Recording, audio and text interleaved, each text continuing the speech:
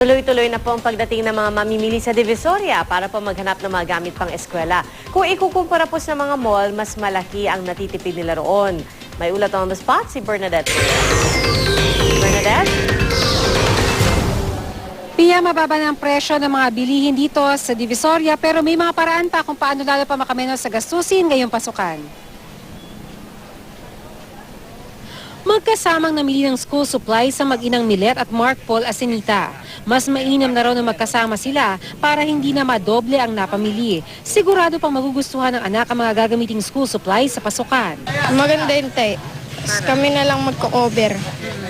Sabi ni Milet, hindi naman lahat ng maibigan ng anak kanyang bibilhin, lalo't may mga mapapakinabangan pa sa mga gamit noong isang taon.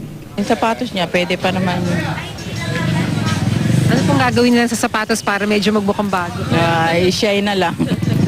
Bit-bit rin ni Liza ang anak na si Reynaldo sa pamimili.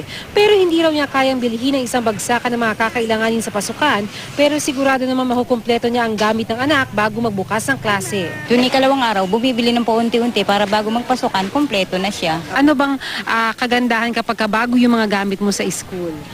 Para po ang sarap mag-aral. Kumpara sa mall, malaking tipid nga naman kung dito sa Divisoria mamimili. Ang notebook, 9 pesos. Ang writing pad, 10 pesos. 20 pesos naman ang intermediate pad at 25 pesos ang yellow pad. Ang set of 8 naman ng crayons, 20 pesos. 45 pesos naman kung 24 pieces. Ang lapis at ballpen, tig 7 pesos. Ang eraser at sharpener, tig 5 pesos. Pero para makamenos sa gastos, hanapin ang mga bundled items tulad nito. Sa isang bundle, makakabili na ng samut-saring sizes ng writing pad. Ang pencil case na ito, may kasama ng eraser, ruler at sharpener. Kasi kung bibilin mo siya ng tigi-isa, yung iba aabutin ng 28, 29. Iba 30. Eh doon sa bundled ay sa ano na yun, repack na yon, makakamura ka na 5 piso o kaya 2 piso. Ang black shoes naman 180 pesos. Ang polong panlalaki nasa 250 pesos. Kung pang babae naman 200 pesos. Ang khaki pants 250 at kung palda naman ang hanap 130 pesos. Kadalasan mga magkano pwede nilang matipid? 10 piso, minsan 15, 5. Ang Bawat isang peraso.